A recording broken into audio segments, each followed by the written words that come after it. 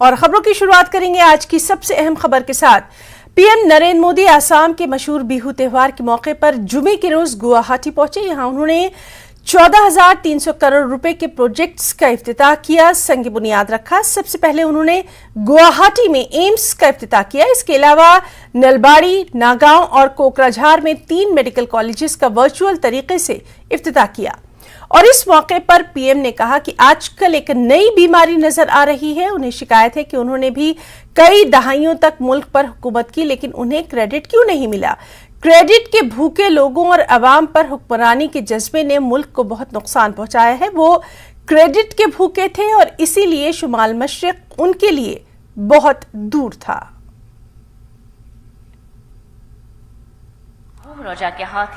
आज एम्स और 3 medical college आपको सौंपने का मुझे सौभाग्य मिला है।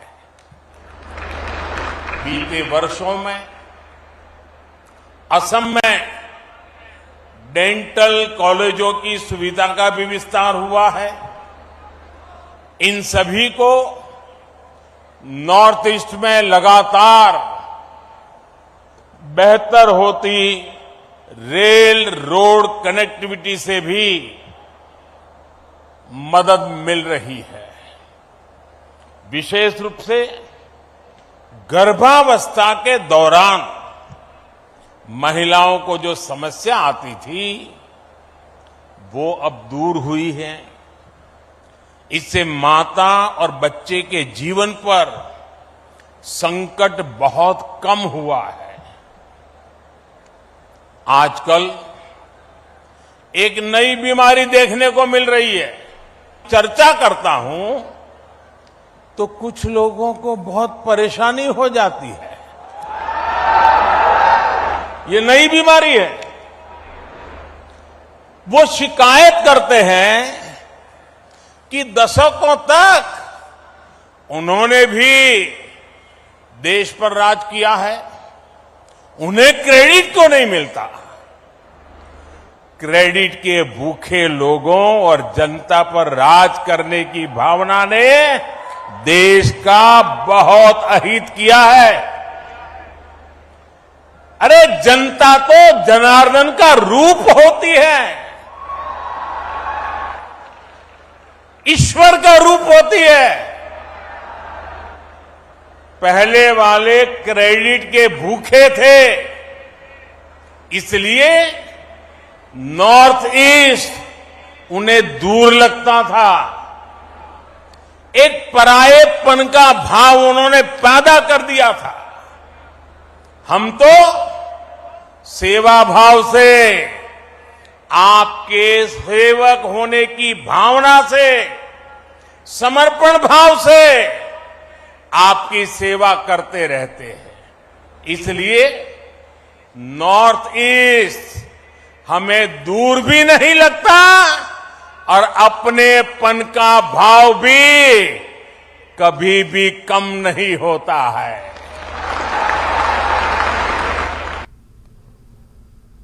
एक और अहम खबर, मरकजी वजीर दाखिला अमित शाह ने मगरबी बंगाल के बीरभूम में वज़ीर आला ममता बनर्जी और उनके भतीजे अभिषेक बनर्जी पर जमकर हमला किया।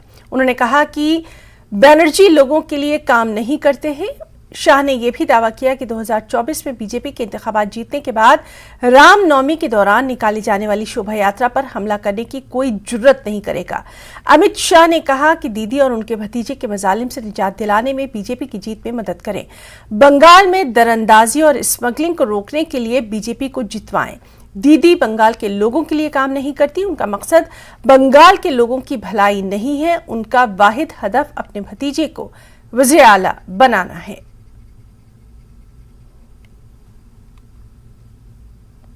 দায়িত্বে এসে আমাদের সামনে বক্তব্য রাখার জন্য আহ্বান করতা হুঁ। ভারত মাতা কে, ভারত মাতা কে। अमित शाह जी जिंदाबाद, अमित शाह जी जिंदाबाद। विधानसभा चुनाव में बंगाल की इस महान जनता ने हमें 77 सीट दिए हैं। भारतीय जनता पार्टी के लिए ये बहुत बड़ी जिम्मेदारी। बंगाल की विधानसभा में हमारे विधायकों के साथ हमारे नेता शुभेंदु अधिकारी जी ये दीदी की दादागिरी के सामने दो दो हाथ कर लड़ने का काम कर रहे हैं। दीदी के भ्रष्टाचार को खुला करने का काम कर रहे हैं और भारतीय जनता पार्टी बंगाल जो संघर्ष कर रही है इसी के कारण एक गौ तस्करी करने वाले आप ही के यहां के नेता को जेल के सलाखों के पीछे जाना पड़ा है। माताओं, भाइयों, बहनों, आपने 77 सीटों के साथ हमें 38% वोट दिया। मैं आज बंगाल की जनता को कहने आया हूं 2024 के चुनाव में बाकी की कसर पूरी कर दीजिए। बंगाल में 35 से ज्यादा सीटें भारतीय जनता पार्टी को देकर मोदी जी को प्रधानमंत्री बनाइए। मुझे बताओ वीरभूम वालों, बंगाल में 35 से ज्यादा सीटें कमल की दोगे क्या? जोर से बोलिए, देंगे क्या? मोदी जी को फिर से प्रधानमंत्री बनाएंगे क्या? ये दीदी और भतीजा का जो जुर्म है ना जुर्म? जोर से बोलो, है ना जुर्म? ये जुर्म को हटाने का एकमात्र रास्ता भारतीय जनता पार्टी है। ये बंगाल को संतरास से मुक्त करने का एकमात्र रास्ता भारतीय जनता पार्टी है। दिल्ली के सीबीआई ने दिल्ली के वज़ीर आला अरविंद केजरीवाल से पूछताछ के लिए नोटिस जारी किया है। मरकजी एजेंसी ने उन्हें इतवार 16 अप्रैल को सुबह 11 बजे तलब किया है। सीबीआई नई शराब पॉलिसी मामले में उनसे पूछताछ करना चाहती है। सीबीआई हुकाम ने इस बात की जानकारी दी है। आम आदमी पार्टी ने कहा है कि वज़ीर आला इतवार को सीबीआई के सामने पेश होंगे। सीबीआई के समन के बाद आम आदमी पार्टी ने मरकजी हुकूमत को निशाना बनाया। आपके राज्यसभा एमपी राघव चड्ढा ने कहा कि वज़ीर आला अरविंद केजरीवाल ने बीजेपी के लोगों की नींदें उड़ा रखी हैं। दिन रात सिर्फ केजरीवाल उनके ख्वाबों में आते हैं और उन्हें नींद में डराते हैं। सीबीआई का यह समन बीजेपी के केजरीवाल फोबिया को जाहिर करता है। हम आपकी ईडी और सीबीआई से नहीं डरते। कारनामों को उजागर करने का काम अरविंद जी ने जिसकी शुरुआत दिल्ली की विधानसभा से की है वो जारी रहेगी, रुकेगी नहीं। पूरे देश में वो अभियान जारी रहेगा। 16 तारीख को अरविंद केजरीवाल को गिरफ्तार करने की, अरविंद केजरीवाल को जेल में डालने की, अरविंद केजरीवाल के खिलाफ ये बड़ी कार्रवाई करने की जो साजिश आपने रची है, इस साजिश से, इस कार्रवाई से, इस अभियान से अरविंद केजरीवाल की आवाज रुकने वाली नहीं है। ये देश के एक एक घर में आवाज पहुंचेगी, ये देश के एक एक गांव में आवाज पहुंचेगी, एक एक गली मोहल्ले में आवाज पहुंचेगी।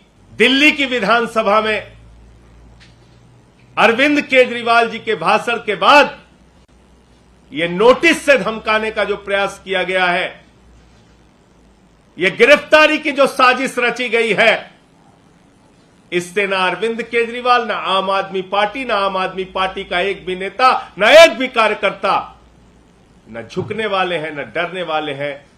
केजरीवाल जी पहले भी आपसे लड़ते रहे हैं, आगे भी लड़ते रहेंगे।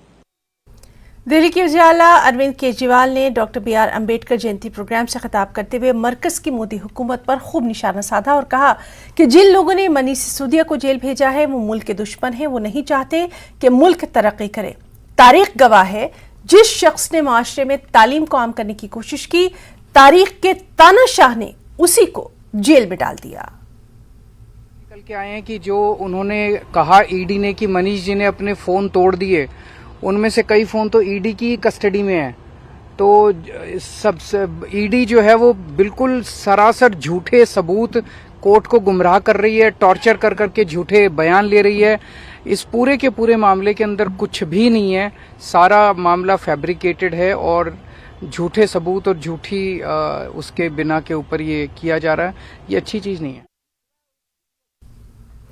कांग्रेस लीडर राहुल गांधी दिल्ली में 12 तुगलक लेन से अपनी रहायशगाह खाली कर रहे हैं। वाज़ेह रहे कि राहुल गांधी को हत्या इज्जत केस में अदालत ने 2 साल की सजा सुनाई है। 20 अप्रैल को सेशन कोर्ट में राहुल गांधी को हत्या इज्जत केस में सजा सुनाए जाने के मामले में रोक लगाने के मुतालबे पर फैसला किया जाएगा। अगर सूरत की अदालत सजा पर रोक लगा देती है तो रुकनीयत बहाल हो जाएगी और बंगला खाली नहीं करना पड़ेगा। हमारे नुमाइंदे ने इस पूरे मामले का जायजा कुछ यूं लिया। लेन से राहुल गांधी अपना सामान शिफ्ट कर रहे हैं और हमारे सूत्र ये जानकारी दे रहे हैं कि दरअसल राहुल गांधी का जो ऑफिस है, जो ऑफिस वर्क होता है, कार्यालय जिसमें अपॉइंटमेंट से लेकर तमाम तरह की रणनीतियां बनाई जाती हैं, वो इस वक्त फिलहाल इस 10 जनपद जो उनकी मां यानी कि सोनिया गांधी का आवास है वहां से ऑपरेट होगा। यही एक वजह है कि कुछ सामान धीरे धीरे शिफ्ट किया जा रहा है, यानी कि फौरी तौर पर राहुल गांधी अपना ऑफिस, अपना कार्यालय 10 जनपद में शिफ्ट कर रहे हैं। यहाँ से उनकी जो टीम है वो काम करेगी, अपॉइंटमेंट्स होंगे और कहाँ उनको चुनाव में जाना है, क्या आगे की पॉलिटिकल रणनीति है, वो तमाम चीजें उनके अपने इसी कार्यालय से होंगी। यही एक वजह है कि 12 तुगलक लेन से 10 जनपद में ये सामान शिफ्ट किया जा रहा है। हैरत भरी इस पूरे मामले में ये बात रही कि लोगों को उम्मीद थी कि 20 अप्रैल को जब सूरत सेशन कोर्ट इस मामले में स्टे को लेकर जो मामला दायर किया गया था उसमें सजा सुनाएगा या फिर स्टे रखेगा, और उसका वेट कर रहे थे। उससे पहले ही राहुल गांधी ने अपना आवास से सामान खाली करना शुरू कर दिया है और इस 10 जनपद पर जहां उनकी मां सोनिया गांधी रहती हैं वहां पर उनका सामान शिफ्ट हो रहा है। सूत्र ये दावा करते हैं कि यहां से उनका ऑफिस फिलहाल ऑपरेट किया जाएगा। कैमरा पर्सन अंकित के साथ शिवम प्रताप, नेटवर्क 18 दिल्ली। माफिया अतीक अहमद के बेटे असद के एनकाउंटर पर समाजवादी पार्टी के लीडर डिंपल यादव का पहला रद्द-ए-अमल सामने आया है। उन्होंने कहा कि यूपी में जराइम में लगातार इजाफा हो रहा है, यहाँ कोई निजाम नहीं है, बच्चों की तालीम नहीं है, हुकूमत सेहत की सहूलियात फराहम करने के काबिल नहीं है। जब से ये बीजेपी इक़्तिदार में आई है मुसलसल फेक एनकाउंटर कर रही है। अपराध बढ़ रहे हैं लगातार, जहाँ महिलाएं असुरक्षित हैं, जहाँ कोई व्यवस्था नहीं है, जहाँ शिक्षा नहीं है बच्चों के पास और स्वास्थ्य की सेवाएं उपलब्ध नहीं करा पा रही है, जहाँ लगातार जब से सरकार आई है फेक इनकाउंटर करा रही है। समाजवादी पार्टी ने शुरू से बात कही थी और जो ये इनकाउंटर अब हुआ है कल, इससे बात प्रमाणित हो गई है। जम्मू कश्मीर बीजेपी के मुआवन इंचार्ज आशीष सूद ने माफिया अतीक अहमद के साथ खड़े होने वालों पर कड़ी तनकीद करते हुए कहा कि अतीक न सिर्फ मुल्क के हालात खराब कर रहा था बल्कि कश्मीर में दहशतगर्द ड्रोन से भेजे गए हथियार इस्तेमाल कर रहे हैं। भारत सरकार की सिक्योरिटी एजेंसियों और जम्मू कश्मीर इंतजामिया ने पाकिस्तान की साजिश को नाकाम बना दिया। उन्होंने कहा G20 की मेजबानी फख्र की बात है, भारत कश्मीर में G20 की मेजबानी करेगा और अपनी बढ़ती हुई ताकत का मुजाहरा भी करेगा। जिन लोगों को आतंकवाद में धर्म नहीं दिखता था, आज उन्हें अतीक जैसे खूंखार अपराधी का धर्म दिखाई दे रहा है। और ये कबूलनामा कि पाकिस्तान की साजिशन ड्रोन द्वारा फेंके गए हथियारों को अतीक इस्तेमाल करता था, भारत में अराजकता फैलाने के लिए उग्रवादी इस्तेमाल करते थे, तो उन लोगों की आंखें शर्म से झुक जानी चाहिए। उन्हें शर्म से अपना मुंह रेत में गाड़ देना चाहिए जो आज अतीक के साथ खड़े हैं। ये भारत की सुरक्षा एजेंसीज हैं, जम्मू कश्मीर प्रशासन का बल है, जिसके कारण पाकिस्तान की ड्रोन द्वारा हथियार भारत में फेंकने की साजिश को नाकाम किया गया है। और जो लोग आज अतीक के साथ खड़े हैं वे एक तरह से कश्मीर में आतंकवाद और अतीक जैसे खूंखार दुर्दांत अपराधी को अपनी शय दे रहे हैं।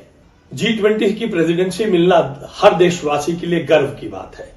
प्रधानमंत्री नरेंद्र मोदी जी के नेतृत्व में विश्व में भारत के तिरंगे की ताकत और स्वीकार्यता बढ़ी है और यह नया भारत है। नए भारत के नए कश्मीर में भारत का तिरंगा और भारत की विश्व में बढ़ती हुई ताकत का मुजाहरा किया जाएगा, उसको दिखाया जाएगा। वो जमाने चले गए जब भटके हुए नौजवानों के चलते देश के सम्मान को खराब करने का काम कश्मीर में हो जाता था। ये नया भारत है, ये नया कश्मीर है, छेड़ने वालों को छोड़ता नहीं है। G20 का जो कार्यक्रम कश्मीर में होगा वो भारत की बढ़ती हुई ताकत के साथ साथ भारत सरकार और कश्मीर प्रशासन का इस देश में शांति और सद्भाव बनाए रखने के प्रति कमिटमेंट को दिखाता है। माह रमज़ान में शहर की तारीखी विरासत से नई नस्ल को वाकिफ करवाने और तारीखी विरासत के तहफ़्फ़ुज़ को लेकर रिस्पेक्ट मेके और शाही औक़ाफ़ के मुश्तरका बैनर तले राजधानी भोपाल में रमज़ान हेरिटेज वॉक का इनेकाद किया गया। हेरिटेज वॉक का आगाज़ मोती मस्जिद से हुआ और शहर के मुख्तलिफ रास्तों से मस्जिद कुलसुम्बी, जामा मस्जिद, चौक बाजार, इकबाल मैदान, महलात शाही से होती हुई हेरिटेज वॉक मोती मस्जिद पर इख्ताम पजीर हुई। नवाबों की नगरी भोपाल में कहने को 270 से ज्यादा तारीखी इमारतें मौजूद हैं, लेकिन इनमें से ज्यादातर तारीखी इमारतें अदम तवज्जुही के सबब अपना वजूद खोती जा रही हैं।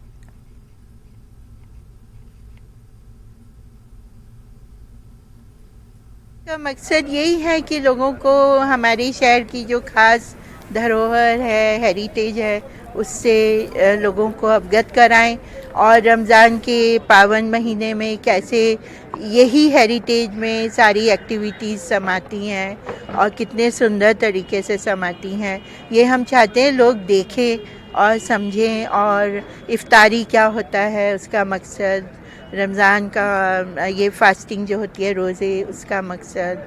सब असल में क्या है, हमारी जो नौजवान नस्ल है वो हमारी हिस्ट्री से, हमारी से पुरानी जो हमारी सभ्यता है उससे धीरे धीरे दूर होती जा रही है और हमारी जो निशानियां हैं पुरानी, चाहे नवाबों की निशानियां हो या हमारे पूर्वजों की निशानियां, उससे लोग ज़्यादा वाकिफ़ नहीं हैं इस वक्त में। उन लोगों को जागरूक करने के लिए, उन तक ये मैसेज पहुंचाने के लिए ये हेरिटेज वॉक का जो है आयोजन शाही औक़ाफ़ की तरफ से किया जा रहा है। शाही औक़ाफ़ ने पहल की है और ये इस नीयत से की है, इस नज़रिए से की है कि इस चीज़ को बढ़ावा दे के आगे आने वाली नस्ल जो है इसको कायम रख के इंशाअल्लाह हमारी जो विरासतें हैं, हमारी धरोहरें हैं, उनको पहचान सकेंगे। तो रमज़ान में ही और ब्रेक के बाद खबरों को आगे बढ़ाएंगे। गाजियाबाद एक्साइज डिपार्टमेंट और लोनी बॉर्डर पुलिस ने एक मुश्तरका ऑपरेशन के जरिए टीला गांव में एक घर के अंदर बने तहखाने में शराब के 150 से ज्यादा पेटियों को बरामद किया। बरामद होने वाली शराब की मालियत लाखों रुपए बताई जा रही है। महकमा एक्साइज और पुलिस ने शराब जब्त कर ली है। एक मुखबिर की इत्तला पर यह कार्रवाई अंजाम दी गई। मुलजिम फिलहाल फरार है। इसमें मुलविस अफराद के खिलाफ कड़ी कार्रवाई की जाएगी। के अंतर्गत टीला गांव में शराब तस्करी की सूचना मिल रही थी। इस सूचना पर आबकारी टीम और थाना लोनी बॉर्डर की संयुक्त टीम के द्वारा एक ऑपरेशन को अंजाम दिया गया। क्योंकि जिस व्यक्ति के घर से मिली है रूपक मावी, इसका पूर्व में भी शराब तस्करी का इतिहास रहा है। यह नवंबर में जेल जा चुका है। इस सूचना के आधार पे जब इसके यहाँ दबिश दी गई तो काफ़ी बड़ी मात्रा में इसके यहाँ पे शराब बरामद हुई। खबर बिहार से है, जहां नीतीश कुमार ने एक बार फिर कहा है कि वो वज़ीर-ए-आज़म नहीं बनना चाहते। उन्हें अपोजिशन जमातों को मुत्तहिद करने की जिम्मेदारी दी गई है। दिल्ली दौरे से पटना वापस लौटे नीतीश कुमार आज पहली बार पार्टी दफ्तर में मुनक्किदा प्रोग्राम में पहुंचे। बिहार में दलित वोट बैंक को साधने के लिए जेडीयू की तरफ से बाबा साहब भीमराव अंबेडकर की जयंती पर एक बड़े प्रोग्राम का इनेकाद किया गया था, जिसके मौके पर उन्होंने ये तमाम बातें कही।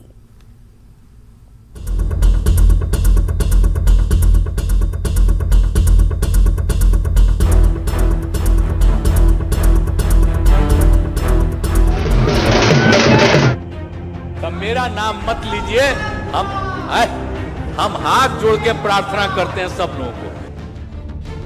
3 दिनों की दिल्ली यात्रा के बाद पटना में नीतीश जब किसी कार्यक्रम में पहली बार पहुंचे तो जेडीयू के उत्साहित कार्यकर्ताओं ने उन पर फूलों की बारिश कर दी।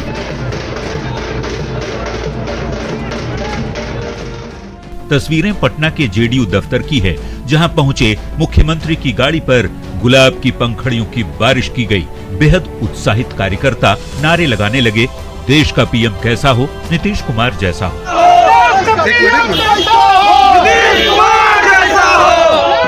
कार्यकर्ता जोर जोर से नारेबाजी कर रहे थे, लेकिन जब मंच पर नीतीश पहुंचे और बारी बोलने की आई, तब नीतीश ने कहा उनका नाम लेकर नारे ना लगाएं, क्योंकि वो विपक्ष की ओर से नेता नहीं बल्कि सबको एकजुट करने की कोशिश कर रहे हैं।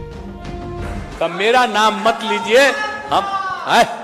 हम हाथ जोड़ के प्रार्थना करते हैं सब लोगों को कि भाई मेरा नाम मत लीजिए, हम घूम रहे हैं तो हम ही बनेंगे, यही सब मत बोलिए प्लीज, ये नहीं करिए, ये मत कहिएगा। और देखिए कितने लोग एकजुट हो रहे हैं, सब लोग एकजुट हो जाएंगे, बहुत आगे देश बढ़ेगा, अपना राज्य का भी विकास होगा। सीएम नीतीश ने कहा कि विपक्षी एकजुटता को लेकर 2024 के चुनाव में वे पूरे देश का दौरा करेंगे। नीतीश ने फिर से इस बात पर जोर दिया कि उन्हें प्रधानमंत्री नहीं बनना, वो तो सिर्फ विपक्ष को एकजुट करने की भूमिका निभाएंगे। और हमारा यही उद्देश्य है कि जितने लोग एक साथ एग्री कर जाएंगे, उन सब लोगों को एक साथ बैठ जाना है और क्या करना है ये तय करना है। कहां कौन कितने लोग लड़ेंगे ये सब तय कर लेंगे और उसके बाद पूरे देश का दौरा करते रहेंगे और तब इन लोगों को पता चल जाएगा। अगर लोग इनको वोट देगा तो अपना नाश कर लेगा, आप समझ लीजिए, और इन लोगों के खिलाफ वोट देगा तो अपना भी विकास करेगा, राज्य का भी विकास करेगा और देश का भी विकास करेगा। दिल्ली दौरे पर नीतीश ने कांग्रेस अध्यक्ष मल्लिकार्जुन खड़गे, राहुल गांधी से लेकर अरविंद केजरीवाल और लेफ्ट पार्टी के नेता डी राजा तक से मुलाकात की। 2024 के लोकसभा चुनाव में नीतीश को तमाम विपक्षी पार्टियों को एकजुट करने का बड़ा दायित्व दिया गया है। नीतीश के साथ ही तेजस्वी यादव भी विपक्षी नेताओं को गोलबंद करेंगे। न्यूज़ 18 के लिए पटना से शैलेंद्र कुमार की रिपोर्ट।